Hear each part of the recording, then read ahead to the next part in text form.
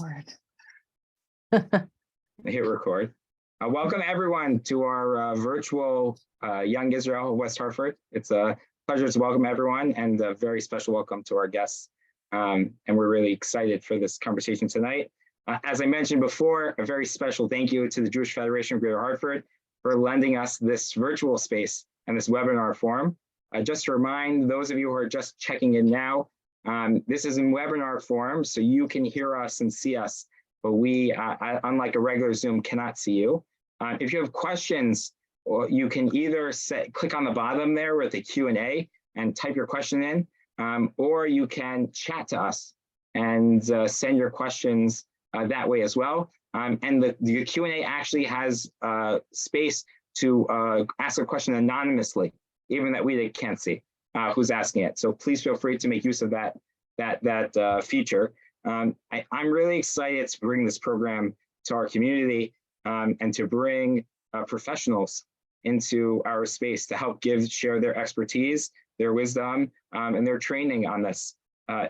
This conversation is one that is so important, and it models not just that the shul and the rabbi, and by extension, our Yoetzet Halacha community scholar can help have dialogue and be guides in these conversations and field questions, but also, and perhaps most importantly, I sometimes think as my role as rabbi as being a all-encompassing 411 virtual Rolodex and being able to help connect people with the appropriate resources and the support for the various different things that come up and questions that they face. And I think that's something that this process, this conversation tonight really highlights. It's part of what the initiative with bringing Ruthie to be part of our community, part of our professional Torah team is all about. And this is just a model of that and being able to open those conversations. And the last point I just want to acknowledge, so much of everything we do in our lives is made successful or not based on our communication, our ability to communicate openly in a respectful, trustworthy, sincere way. And I think obviously these conversations about intimacy is no exception, and ultimately probably the best example.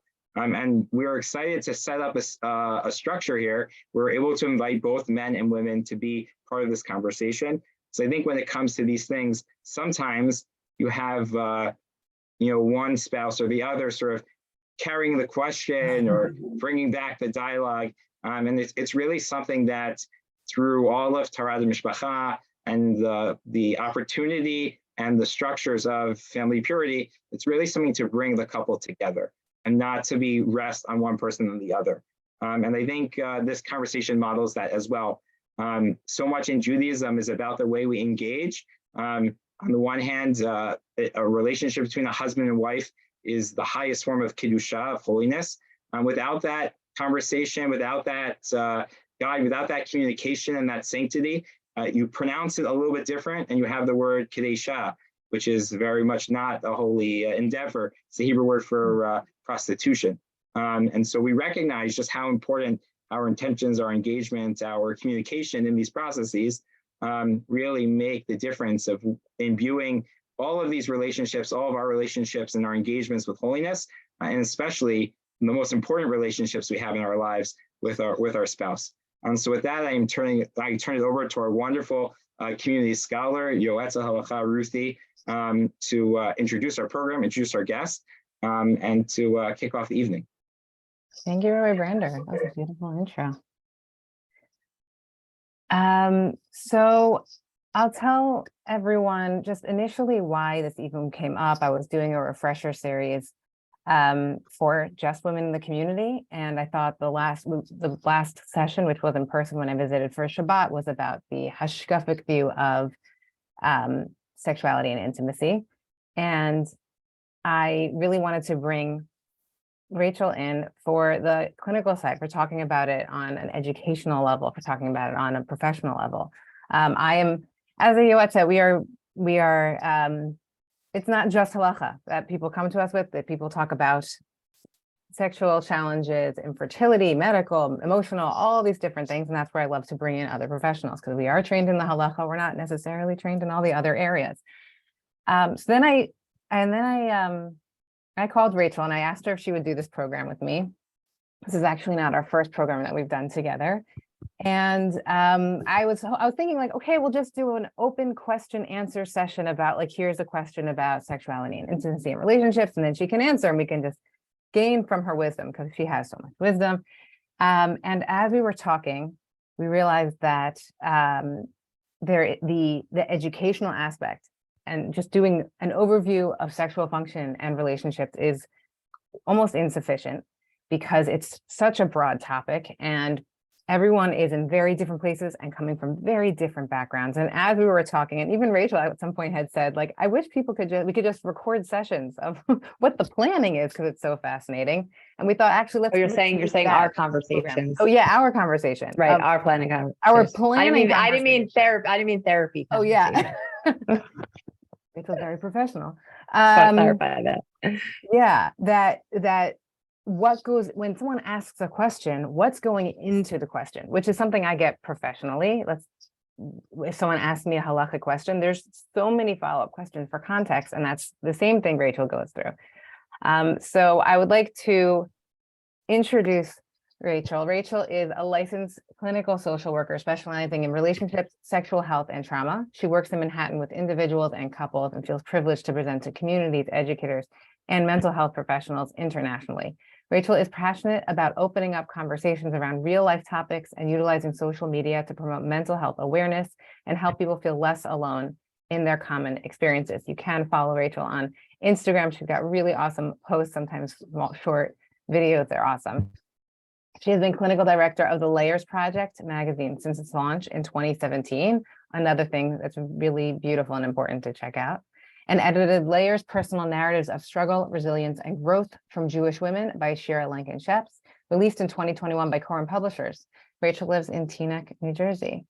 Welcome to West Hartford Zoom. We're really happy to have you.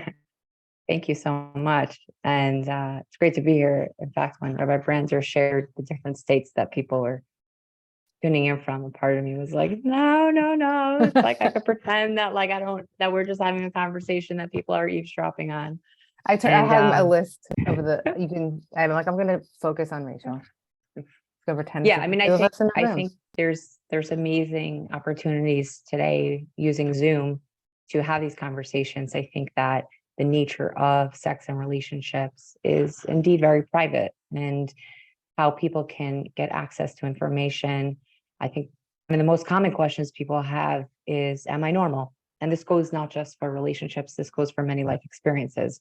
We are often turning to other people in various ways, looking for some kind of reassurance, whether it's not necessarily just insecurity, it's just part of the human experience of kind of wondering, curious, not where we stand. And when Ruthie and I were discussing goals for tonight, so I feel that when we have these conversations, and I think when people call Yoetzet very often, to me, the goal is threefold. It's to validate, it's to articulate, and it's to educate.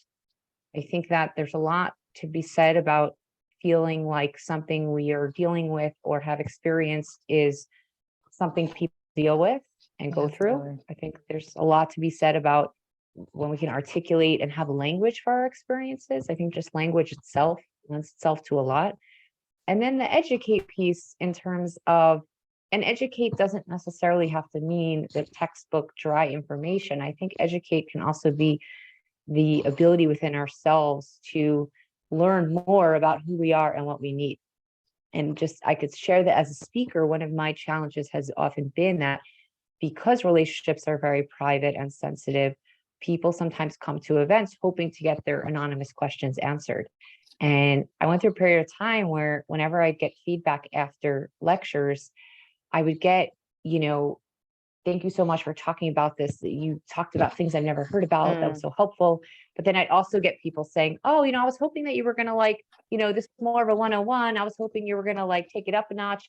And at first it really would, that kind of Monday morning quarterbacking of maybe I should have said this or should have said that, until I finally realized that this idea that we're going to get a personalized plan, right? The same way if we went to a nutrition lecture, we're not going to walk out with a personalized diet plan.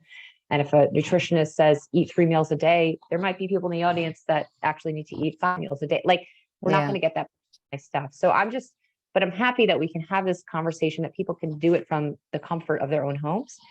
And even if it means just giving language and opening up these kinds of things, and even just getting it started.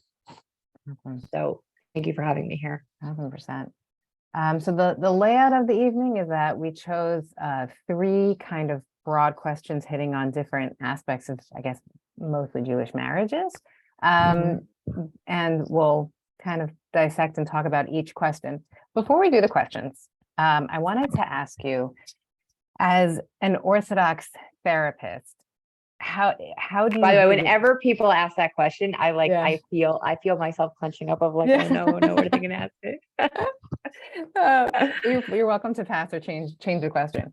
I was going to ask, how do you view the roles of nida and sexual functioning in the general functioning of a marriage, and having those— Great question. And this question comes thing. up.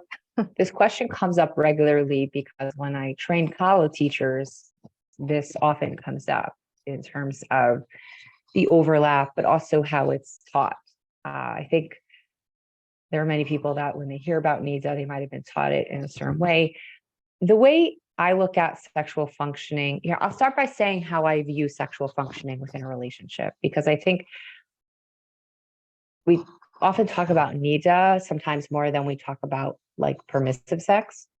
We often talk about sex in the Jewish community more when it's deviant or dangerous or dysfunctional. But in terms of like, actually remember when we were talking and I said to you how many times I've lectured places where the opening intro told the story from the Gemara of Rav Kahana hiding under Rav's bed, which to me is just a very bizarre story. And the bottom line of the story is, it is Torah and I must learn. And I think I know I'm going off a different tangent, so I'm going to kind of bring it back to the original thing. When we're talking about sexual functioning within a relationship, a marriage, long-term relationship, and I see this in Manhattan, I have Jewish clients, non-Jewish clients. I think that a sexual relationship is an expression of vibrancy, or can be an expression of vibrancy within a person or within their relationship. And if sex is important to one or both people, then it is important in the relationship. If you have 2 people who are in a relationship and sex is not important or such a priority for either of them, then and that works for them, then who's everyone else to be projecting what they have to be doing? Meaning, but if it's important for one or both people, then it matters. And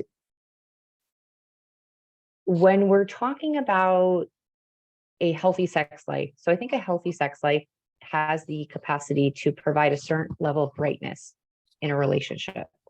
I think beginning, or sometimes at the very beginning, it might have more of this like electricity feel to it, or an excitement. And I look at it the way I would look at like a building. Okay. So if you have a building, electricity, and the electricity goes out, and then it's running on a backup generator. Okay. Now, when the lights are on with a backup generator, so you could still, do things, but it's a little more sensitive, right? If you have your air conditioner on, you can't probably not plug in your blow dryer. And because there's that strain. Okay. Now, I find that in a marriage, the sexual relationship has a capacity to provide a certain brightness, right? And there are going to be times in a marriage where sex is just not at the front of either awareness or availability, not just because of nida, but it could be illness, it could be postpartum, it could be travel, it could be grief. There's so many different reasons and times when sex is not necessarily right there in front of you. It's running on the backup generator. And so then your relationship is kind of running on the backup generator, right? And so what is the backup generator? The backup generator these are the things that kind of keep the lights on in the relationship. Things like commitment, friendship, laughter, parenting, maybe spirituality, maybe shared community, shared finances, shared history, right? These are all the things that can keep people together, keep the lights going, even though this other thing is not there right now. Okay. Now, the same way a building is not cut out to be on a backup generator long term, I think that certain relationships, if they are running on a backup generator long term, there's a certain strain that is there that may not be in another relationship. So if there's a couple that's having a big fight about where they're going to go away for Pesach, okay, that fight is probably going to look and feel differently if that couple's been having regular sex that feels good versus a couple that hasn't had sex in a year, right? There's often more of a strain in that regard. So that's kind of how I see where sexual functioning can play a role in a couple's, not just in how they feel sexually, but in terms of their energy levels as a couple, as, you know, two people living together. The sense of, is there something that we're not talking about here? And this is why I think sexual issues aren't just limited to what isn't happening in the bedroom, but also could play out outside the bedroom as well. Right. So with Nida, you had said, like, it's not, it's the backup generator. It's true, which I think it's actually something I realized when I was making my own curriculum as a college teacher. Was, and I find most of the women I've learned with, I say to them, we're about to learn so many halachot of when you and your future husband are not going to be allowed to be together. And that is not the majority of the time. So I started learning actually some of the very sex positive sources in the beginning. Not can I respectfully push back on that term, not allowed to be together? Oh, absolutely. Push back all you want. Because I think we do that a lot when we're talking about Nida. And we tell couples, like, you're not allowed to be together. And we use that as a euphemism, right? Which I understand. Euphemisms make us feel better and it sounds less graphic. But I find that, what does that mean? Because what about the rest of the time, right? We're allowed to be together.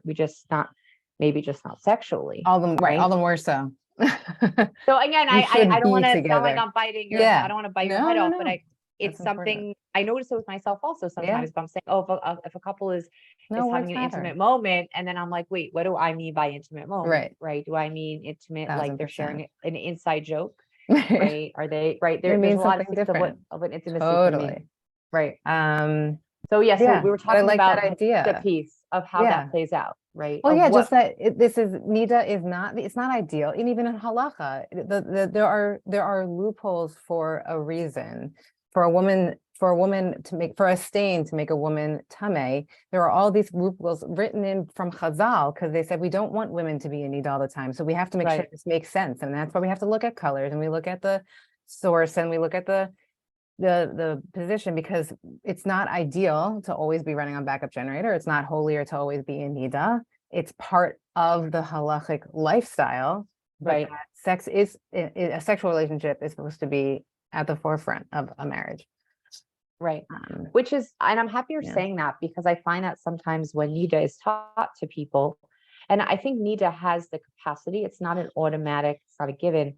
It has the opportunity to be a time where a couple's backup generator could be strengthened, so to speak. Meaning, I think that there are times where it can do that. I think that, but it's certainly not for everyone, and it's certainly in terms of having that benefit for everyone. And I think normalizing it as like technicalities, as opposed to just this flowery thing that is just this automatic aphrodisiac, right? I often say that if we're spending more time talking about Nida and not talking about building a healthy sex life, what are people counting up to then?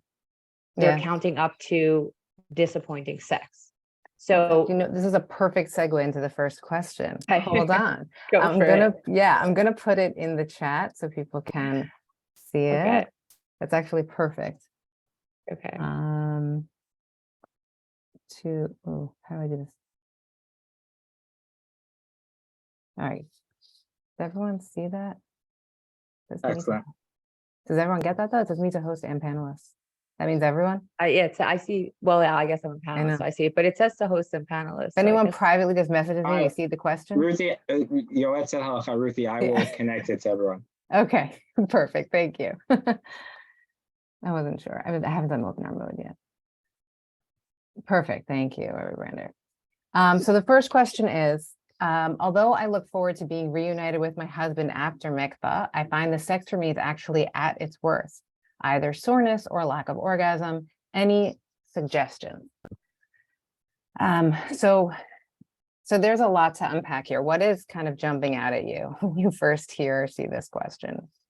So what jumps out at me first is, I guess, a reminder of why anonymous questions are risky to answer. Because I think that this question could be coming from someone who, right, I'm like, how long are you married for? Right? Is this a couple that is married for a year? Do they have kids? What is their life situation right now? Even just this idea of when they say sex is at its worst, what does that look like for you? What does it look like when sex is at its best, right? Like what's your baseline that you're used to or that you strive for? It's also interesting, this idea of like reunited, I think also is very powerful language, right? Because to me, the question isn't just like, what does it mean to be reunited? What does it mean for you to be separated? Right? In other words, what is that? Because I think that separation plays out for people in different ways. That's why I'm not a fan of wholesale advice of telling everyone, needs is just going to automatically make you better communicators and you're going to feel so much closer to your spouse. Because I'm like, I don't know. So dangerous. I don't know who you're going home to. Yeah. Right? We have no idea who you're going home to. Right. And I think even just that idea, I often say that, I'll give you an analogy. So my parents worked in sleepaway camp for years and my mom was the head lifeguard. She was the head of the lake. And I remember every year before camp would start, we would go to the lake and my mom would these like long sticks to measure how deep the lake was in different spots and paint on the dock 8 feet or 10 feet, because there are laws about how deep it has to be to dive in. And it had to be done every single year. Why? Because it fluctuated. So one year there might have been a lot of rain. So a certain section might have had 10 feet. So that would be labeled 10 feet. But then the following year, maybe it was 8 feet. And lake water's murky, so you can't see the bottom, right? And I think that with relationships, we can't make assumptions about everyone's relationships, about the depth of who everyone is going home to in terms of their ability to engage deeply with them in various ways. And also part of relationships is learning how to get a sense of, okay, so even if I know my partner has depth and we could be open and explore, is that section of the lake open for swimming right now? In other words, if my partner just walked into the house, is now a time to get into something, to dive into something deep. So I just wanted to throw that out there of like the separation and reuniting, right? So some questions that would come up for me, because most questions have 50 questions for me, is, when she says lack of orgasm, how do you normally orgasm, right? Like I said, if this is someone who's newlywed versus someone who is perimenopausal versus someone who's postmenopausal, right? In terms of soreness, that definitely does happen for some people when they haven't had intercourse for a certain period of time. Is this somebody who has tight pelvic floor? Is this someone who might benefit from pelvic floor therapy or at least getting it evaluated? It's so wild how much of our work overlaps. Because as you're saying this, I'm like, every sentence you're saying, I can hear you as it's saying in like a halacha context of if someone's spotting and seeing some blood, like, are they perimenopausal and therefore they're going to be having it irregular? They're more irregular. Are they newly married and they're sort of going to be something different? Are they postpartum and they're on a pill of some sort and they have to kind of figure that out? Like, there's a lot of overlap. Right. And then I think the risk of giving an answer without knowing these other factors is that the answer can be really self-sufficient or even offensive. I think sometimes people feel offended when they get an answer that just feels like it's not hopping, it's not understanding the magnitude of what's going on. Right. The same way if a woman is having pain during intercourse and she's told to just like take a bath and like relax, like it could feel offensive because it's like, do not understand what's going on here. This is beyond taking a bath. Right, it's a little dismissive. Yeah. So that's where there's, I think, a need, and why I remember hearing I forgot the stats about Yoetzet or Yoatzot in terms of how much time Yoatzot are spending on the phone getting a picture versus before Yoatzot were being called, meaning what the average phone conversation was. And in terms of what that means for work-life balance, that's a different discussion. But what it speaks to is the need to expand and get more of a picture of the frame of what this question is, right? Even just something else I'm looking at here is even this idea of mikvah night being 0 to 60 is, I think, puts a lot of pressure on people, especially if nida for some couples, if it feels like a very disconnecting time, to expect that all in that same night, there's going to be all this reunification, not just physically, but emotionally. Like that for some couples is just a lot and can create pressure and resentment. And, you know, I always say foreplay needs foreplay. So if a couple spends their days disconnected, or it's difficult for them to connect in whatever ways, a lot to expect that you're going to climb into bed and just be like, hey, you know. There's a lot. Some people can, but there's a lot of different pieces to it. A lot of moving parts.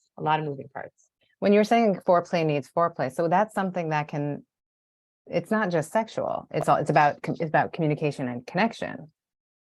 Yeah, it's about connection. Even just, you know, I find that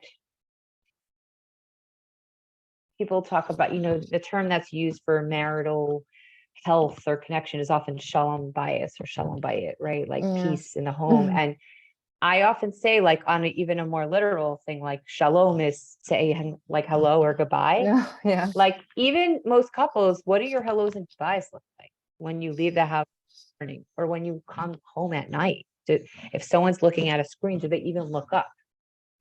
Just these little things, even those departings, that getting back together, those things on a daily basis, because that's part of the frame also of a question like mikvah night. I also, from the halachic side, I would just say that there's literature about whether a couple has to have sex on mikvah night. And there is halachically, if it is not right for that couple to be having sex on mikvah night, whether it's from both of them or either of the couple, no, they should not have sex on mikvah night. Halachically, it is totally okay. If someone's not feeling it, they don't feel like they have to engage sexually if that doesn't work for them. But also just to be able to think through while they're in nida, ways of communicating and ways they're connecting, if they're not touching and if they're not being physically intimate in that way. And I remember when you and I were kind of talking about this conversation, you said something that is so true, that if a woman's struggling with this, that she should really tell her husband, this is what I need from you. This is what I would really appreciate. Right. I've told when I've spoken to chatan teachers about this, or chassan teachers, I always bring this up, that, you know, when a woman comes home from the mikvah, don't assume that her partner knows what to do that will make her feel comfortable. I'll share a story that I don't share stories about clients. I have a friend who told me the story and told me very specifically. She goes, and you can tell people this story. This is such a great story. I don't collect stories from friends, but she told me the story and said, you can tell it. That early on in her marriage, she came home from the mikvah and it was a very difficult day at work and many things going on. It was just like not an easy day to go to the mikvah. And she said that, you know, it was late. Like she was like the last one to get done. When she comes home very late, she walks into her apartment. The apartment's a mess. There's like a pile of dishes in the sink. And she said her husband is sitting on the couch, you know, not clean shaven and normally shaved, not clean shaven, playing video games. And he had just had a blue ice pop, so his lips were blue. And he stood up and was like, "You're home." So I don't want to sound like I'm like I don't want to sound like I'm stereotyping men. It's not about stereotyping men, and they're no, this did happen to your friend. I think there's so many men who are like so loving and kind, and this guy is loving and kind. So this isn't about like, oh, he's just like sitting like being passive. About that, I think it's more just that more than a sitcom, yeah. When we're looking at mikvah night, we want to look at it from this kind of take a step back and look at this larger picture of what isn't happening. And for if a woman is struggling with mikvah night, to kind of find language, understand, like, are there things that might be helpful for me, or what are the things that are not helpful for me? but I'm also not going to make an assumption here and say, okay, and now just tell your partner and your partner will do that. Like, I don't know who the partner is. And, there's a lot of different pieces to it. All right, we'll move on to the next question. I'll put it in the chat after I ask. I hate the whole process of NIDA. I resent how much work I have to do, and the men's role is completely passive. I'm gonna go to the chat. All right, Miranda, I think you're gonna have to do it again. I don't see the option for everyone. Not sure why I'm not seeing that. All right, thank you. Yeah, so hating the process of NIDA, resentment, and also seems to have a lot of baggage about gender and the different roles that the man and the women play in NIDA as well. Right. So I think, and I'm very aware, for me as a clinician, my job is not to get people to do mitzvot. Right. That's not the business I'm in. If somebody is coming to therapy for help around feelings related to a specific commandment, my role is to help them get clarity and peace on what that might be about for them. So I just want to make that clear when we're saying this, that what they end up doing is between them and God. And it's, Right. make it very clear that they're not sitting in the principal's office in that regard. Right. But it also shows how, Yeah. Again, this would be such a difficult anonymous question, because as a clinician, you're looking at, like, where does that resentment come from? Where is that anger Well, come or from? just, hate is a strong word. So when you say, like, I think anytime someone shares with me, like, something that they hate it, they resent it, it's, what part of it is the hardest for you, or even as you're, and it's very somatic, right? The things we say we feel them in our bodies, and NIDA and mikvah and sex are very much somatic experience, right? So to me, it's not just like what you're saying, it's like, even as you're sharing this with me right now, like, what is that feeling inside? For someone that might be sadness, for someone that might be rage, for someone that might be grief, right? There are people that they're grieving the fact that they thought or hoped it was going to be a different kind of thing. For some people, they're grieving that there's a certain clarity about certain things in their relationship that might become more front and center when they are in NIDA. For someone, it might be grief that they're coming home to a sex life that has never been satisfying for them. There's so many different pieces to this. Even when someone says, I resent how much work I have to do, I don't know what work they're doing. I don't know if they're doing a moch and they're also doing 2 badikas a day, and maybe they even have, they're dry, and maybe this is somebody who their mikvah prep takes a few hours. Like, I don't know what it means for them when they say work, once you started saying that, I realized that's something that we're also very much trained to talk about with women, of like, well, tell me about that. What is that process of preparing for the mikvah or doing badikot look for you? Because then sometimes people are doing too much, or too much for them, or maybe there's OCD. There's so many different things that can be going on, and you really want to. Right. I mean, and I think this also the question of, are people having follow-up conversations about the things that they learned during college classes? Because my goal actually is that I think college classes should be something people do when they're in college. Let's say they go to Israel for seminary, or when it's not relevant. When you come back, because even if they learned about it in high school, it's a group format. You're in a different headspace as a teenager. I think that it's something that when people come back before they're dating, they have college classes or chatan classes. And otherwise, what we're doing right now is we're having people take these classes when they are the busiest time in their life, probably, in terms of details, right? And now all of a sudden, now we're going to teach you a whole new body of halacha. It's a time crunch. So you don't have time really to like sit and like metabolize the ideas. You don't have time to go get second opinions or find out the range of chumras and of stringencies and leniencies. You don't have time for that. And the other piece theoretical. It's all theoretical, but the other piece of it I think is relevant is that you've already put a ring on it. Like, you've already selected a partner. And we're operating on the premise that you already knew what this process was going to be like.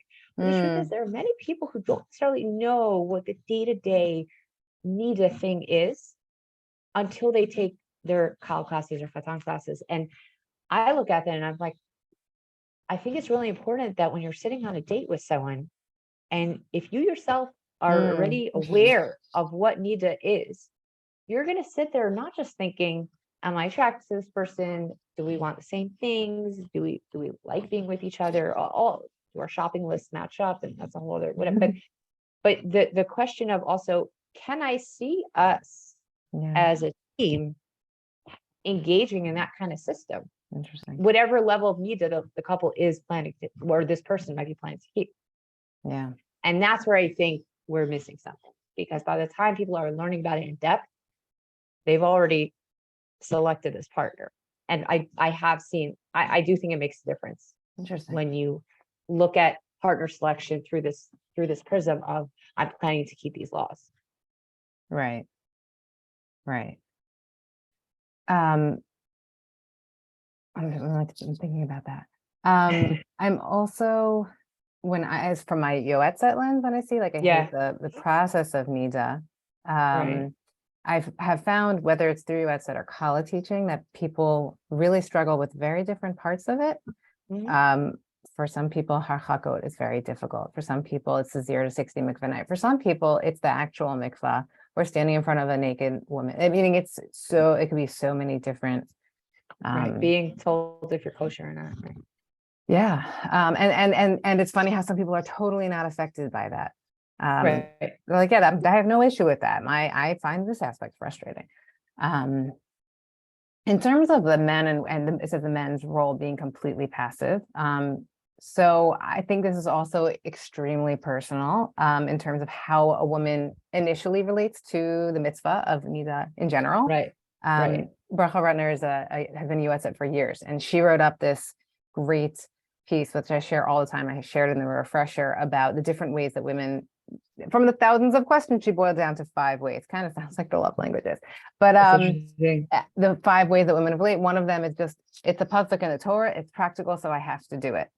Another one is the Rebbe Meir approach was it's like a honeymoon every 2 weeks, and therefore, as we said, it's a tool that can be used to enhance marriage. It's not going to do it automatically. One of them is women have done this for thousands of years, and I'm part of this incredible lineage of women. So these are all very different ways that someone can relate to Nida. And when I teach this to women, I say, and this can change for you. It could be this year, this is how you relate to it. And when you're a parent, you might relate to it differently, and et cetera.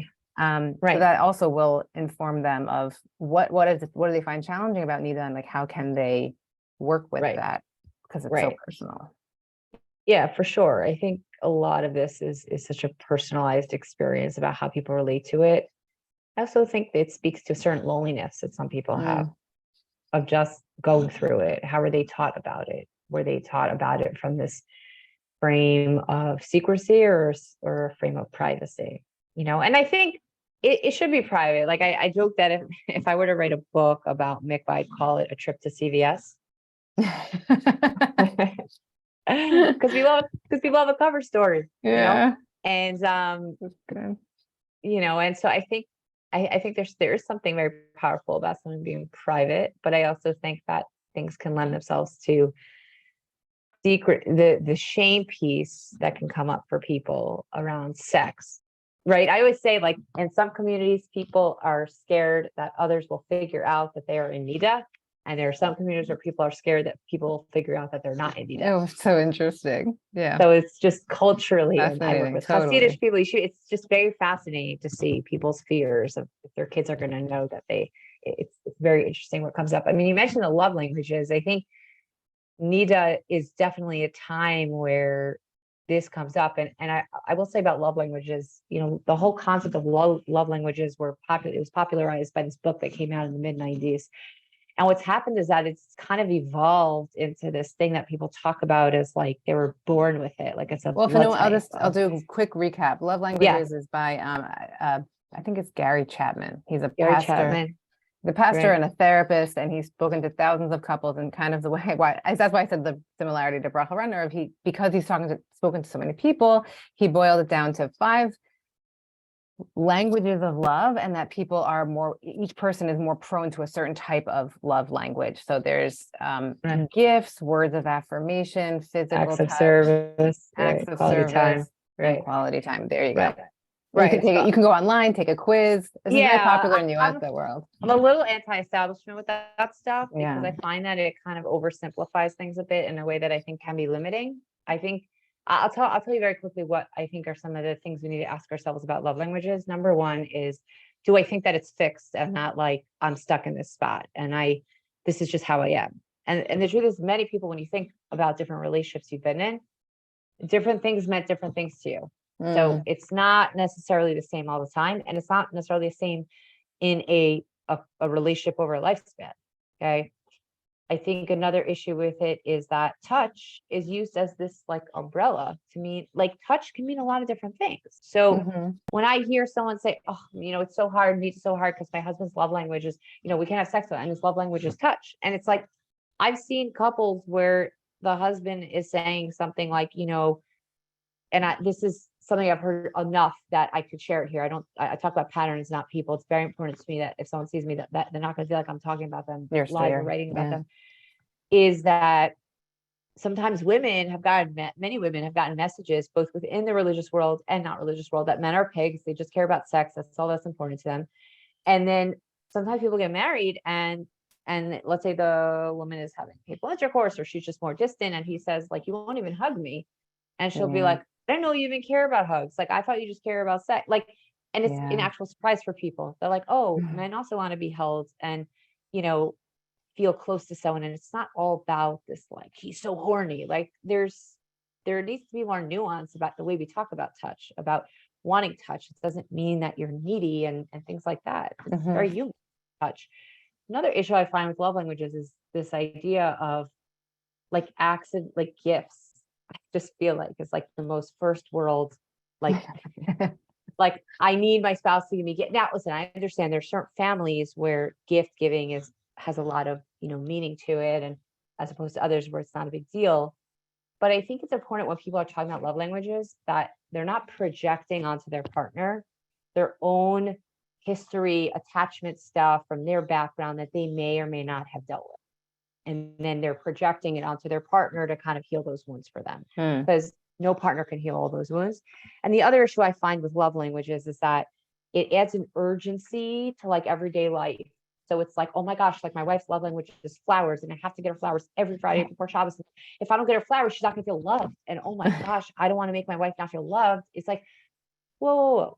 Like there's other feelings, like feeling appreciated or feeling known or feeling seen. Like there's so many other words. And when we sum it up as like my love language, right, sounds very much like this is me, these are my needs, as opposed to when do I feel close to you? When do I feel far away from you? Right. To me, that is a lot more, telling of, it's not that I don't want to hear about your love language, but when you could be laying in bed next to someone and feel like there's an ocean between you. Right. Someone could give you I love that diamond necklace and you can still feel far away. Yeah. Someone could be looking you in the eye and say, I love you, and holding you tight, and yet still feel far away. So and it doesn't mean it's not your love language. It means because there's so many different components and pieces. That's so much more complex than that. And it's more, are we talking we language or my language? Right. I love that because I also feel like I talk to Khaled a lot about like to sit with your khatan. I go back and forth. Right. Khatan, khatan. Khatan, yeah. I can't let go of that part of me. Very much there. I think I merged the two. I said it odd. But I talk to them a lot about like this should be a full conversation about like and ongoing, as you said, like you learn them once when you're a kala. Like I think it's the re-education is so important and re-engaging. But to have that conversation of when we're in need, what are ways that we can be there for each other. But that idea of saying, when do I feel close to you and when do I feel far away? I love that, because then you really has this introspection of when do I feel close to my partner, when do I feel far away, and to have that, that's beautiful to have that conversation. Right. I mean, John Gottman, who's a big researcher on marriage, has this thing on bids, where in other words, that throughout the day, couples hopefully are reaching out or saying something to each other that's a bid. And the question is how is that responded to? So if one person says, wow, like this looks like it's going to rain right now. Wow.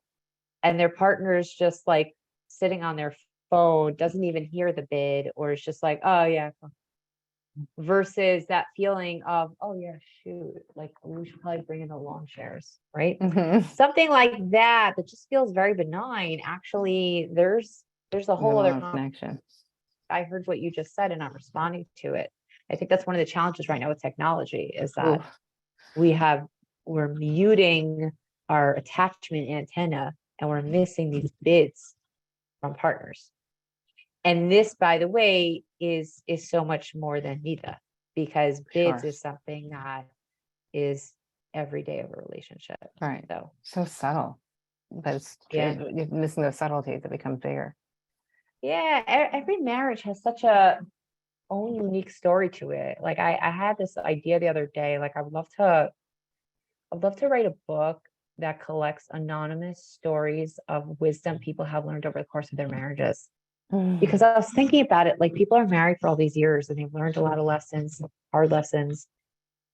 And then they take most of those things to the grave because there's only so much they're going to share with their children, right? There's only, and I just wonder, like, is there a way we could harness that, like preserve some of that, these lessons, that wisdom, right? So it's not just at Sheva Brachas, people are like, don't go to bed angry. And it's like, okay, thank you, Aunt Gertrude. Like, okay, you know, like there's so much richness. And and this reminds me of a funny story when I one of my Sheva Brachot, it was very sweet. During the meal, the host had a cup passed around for all the women to like give us a bracha, kind of like that side. Excuse me. And one woman said, like, may you two love each other as much as you love each other today. And I sure hope not. One of my mom's friends, who's known for being just very blunt and speaks her truth, kind of said too loudly, "That's horrible." She's like, "I love my husband way more now than I do. I don't know why I married him. I love him so much more." But I obviously remembered it now over a decade later of like, it was very sweet of her saying like, this is going to grow, this is going to change, and it's dynamic. Well, it's funny you're saying that because I think there's something, people remember advice more, marital advice a lot more when there's a realness that it's correct, that when something is corrected with realness. It's funny you bring that up. When I got engaged, I was working at a clinic in Brooklyn, and all the staff like made a card for me, like Muslim time, you know, all that stuff. And my sister had gotten married a few years before me. I was 26, not that old, but you know, enough that people told me they were davening for me.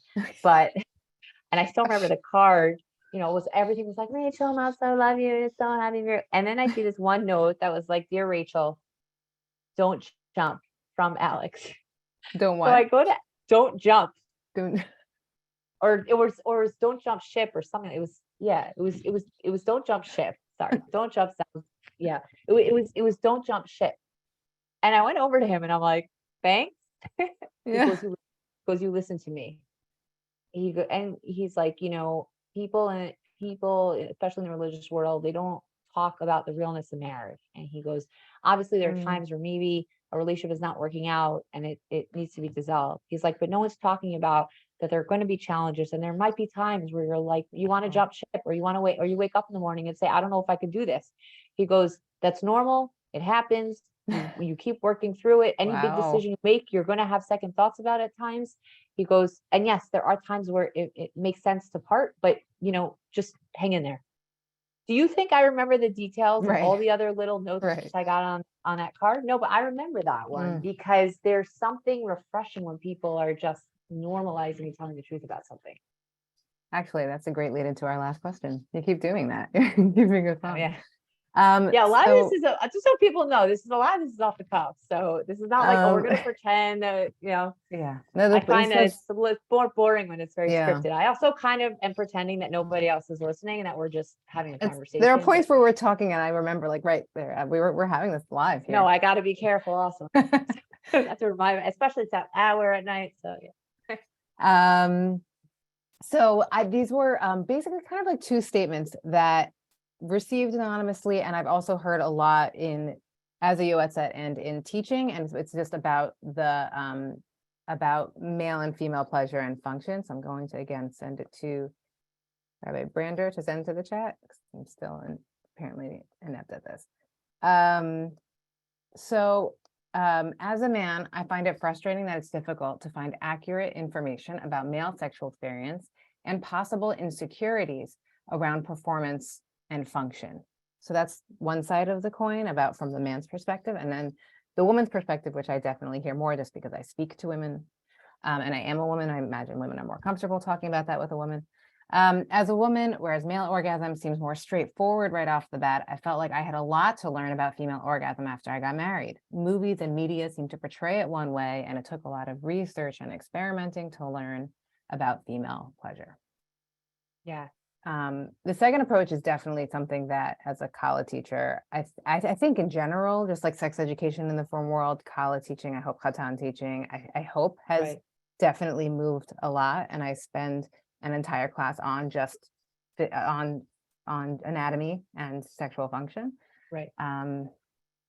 But what's Yeah, I'm just like jumping out at you for these two statements. I'm glad you got this question because I find that many women are not aware to the extent that men have their own insecurities sexually about feeling good about themselves, feeling attractive, feeling like their body's showing up for them the way they'd like it to,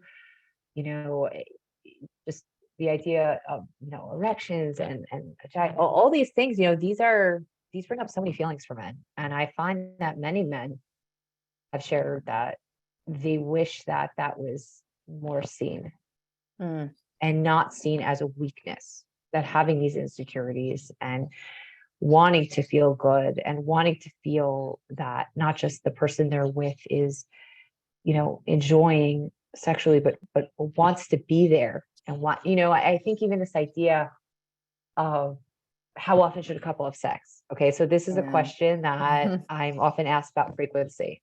Like there's some magic number. And I always find I feel like I've heard it also. I've like attended so many like re-education and I feel like every session it's always like, what's normal? And like, so people always ask that question. And my question is, I always, if I'm talking to someone one-on-one, my question is always, what answer are you looking for? Because I find if you have two people who are married and they are having sex at a frequency that seems to work for them, why are they asking that question? Well, they may be curiosity, but often when people are asking that question, there's a desire to know like what's normal, but also there might be some conflict or tension around frequency. Right. So if let's say you tell a couple, okay, once or twice a week, and that works for one of them, but the other partner wants it 4 to 5 times a week. Great. So now they heard an average, but you still have a partner who's like, I want it more. Are they now suddenly like, it's still something that has to be worked out. And I always tell people, I think you want to have flexibility is so key when it comes to your sex life, because it's changing, your body is changing, your lifestyle, like things change.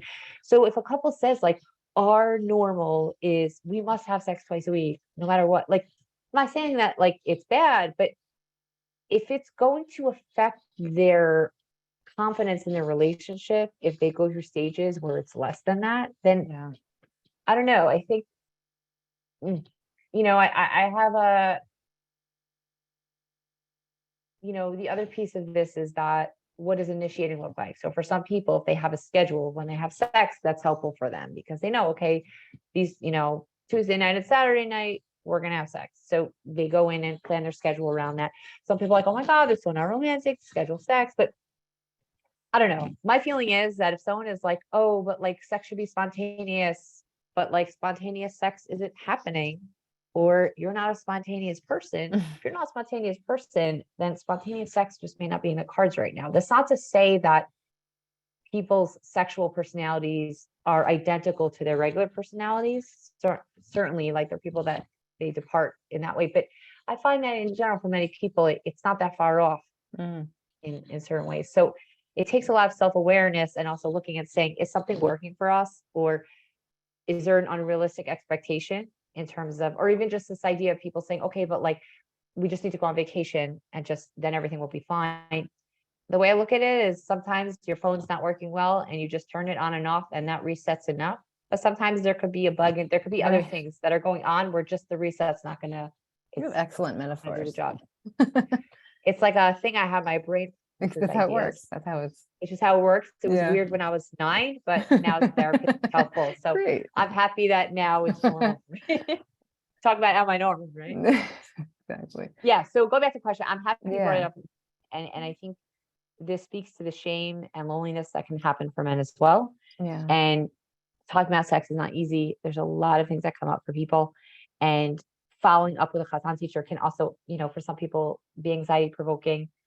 I actually find sometimes people ask me, oh, in the yeshivish Hasidish world, like, are they so much more like phobic talking about sex? And it's interesting. I actually find that couple that's having sexual dysfunction, that's a newlywed couple, let's say, they're married a year or two and unconsummated marriage. I find that in the yeshivish Hasidish world, they are more likely to get help sooner than in the non-Orthodox world because they have more people. Part of it is the relationship to Das Torah, but they also have a lot more people who are involved as a support, but they don't have the same value and the need for self-sufficiency, do it yourself that we sometimes have in our more, so it's just interesting to kind of see how much or how fast people follow up when they need help. Wow. So. And I've actually, it's also interesting. I've actually had some people call me where I was not their college teacher, but they were having problems having sex, and they would call me. Safer. And they said they're like, I'm very close to my college teacher. I just didn't want to bring this up with them. Which is so interesting. But that, by the way, is a common parallel process. Sometimes I'll get a call from someone who says, hi, I'm in regular therapy. Can I come to you for some sex therapy sessions? Now, I don't only treat sex, and I don't think sex stays in one corner. Right. So, and I don't ask about that. So I find that adjunct piece is not ideal because I also can't predict where the work is going to go. So I can't say to someone, oh yeah, we'll meet 3 times and then you'll get what you need. Yeah. But I notice there's a parallel process of I'm in an existing emotionally intimate relation with my therapist, and it feels difficult to talk about sex. Yeah. And there's a parallel with that. And I'm in an existing emotionally intimate relationship with my spouse, and it's difficult to bring up sex. Ooh. So, that's why when you're on an airplane, the person sitting next to you might share some really personal things. Not necessarily because you're to talk to, it's because they're hoping they don't see you again. Although I don't tell people anymore that I'm a social worker. I was gonna say, you don't say you're a sex therapist. That would be a lot of I hear but even like you're a dog worker, walker. You're just a dog walker. No, I can't say that. Interesting. Some people have their dogs on the plane. Oh yeah, so they have to pretend I like There's nothing dogs. safe. Oh my goodness. I'm not against dogs, but I'm not a dog person. So they have to pretend I like their dog. What if they have a dog right there on their lap? Or they're asking what types you walk. Yeah, and I'm like not holding. I don't know the names, like soccer said. When I look at the woman's statement, one of the most fun things that I love to teach, again from the Yoetzet halachic side, in terms of female pleasure and orgasm, is the mitzvah of ona, which I went into the sources when I did the in-person session last time in West Hartford, which not a lot of people know about it, but that there is a mitzvah for a husband to pleasure his wife and to, it's from the pasuk where a man provides physically and the clothes on her back and the food and the mitzvah of ona and also physical pleasure. All of the sources, the language is just him to her. A lot of people say like, and now a couple pleasure each other and they have to be there for each other. 100% true. I just find Judaism very progressive in that it looked at female pleasure as something in and of itself, and that this is something that a husband has to provide his wife. Which is interesting also because the word ona does not mean pleasure. Yeah. Like, what does ona mean? Her time. What? Her time. Right, but doesn't also, I read somewhere that it also speaks to the idea of response, right? Like la'anot. Mm-hmm. Right? This idea that la'anot is to respond, to answer. And that when a husband is pleasuring his wife, bringing pleasure to his wife, it's not just about giving her pleasure, he's responding to something that she wants or asks, meaning there's that piece which speaks to bids, which is what we talked about before. That idea of I'm reaching towards you for something. Are you responding to that? Are you listening? Yeah. Are we attuned in that kind of way? Yeah. So it's yeah, no, there's like, whenever we have these conversations, it's like, oh, but there's like, then there's that piece, and maybe I should mention that piece. Like, it's, there's so many places like these conversations can go. But Yeah, I'm happy that we're at least kind of giving some language to the complexities of questions, right. and that it's so normal to have questions and normal to feel confused or wondering and trying to figure things out, but also that there's so many different layers to relationships and where people are at individually, where people are at as a couple, where people are at if they have children and their parents, or where someone's at as a single person and wanting to be in like there's so many different factors here. Right. It's already 9:38, so we should wrap this. So can I say one thing quick about female pleasure though? Yes, I was gonna ask. I didn't want to put you on the spot, but like on one leg, is there is there a one-on-one anatomy you can give us? I would say just that the vast majority of women do not have an orgasm from vaginal intercourse. Most women have an orgasm from clitoral stimulation from various ways, and Well, this is something that followed, and it's most women are like shocked. A lot of the women I learn with have not had sex before. Some have, but a lot of them haven't. And even if they are very much out there in the world and they're not showing Nagia, and I still share that aspect. They're like, really? I didn't realize that.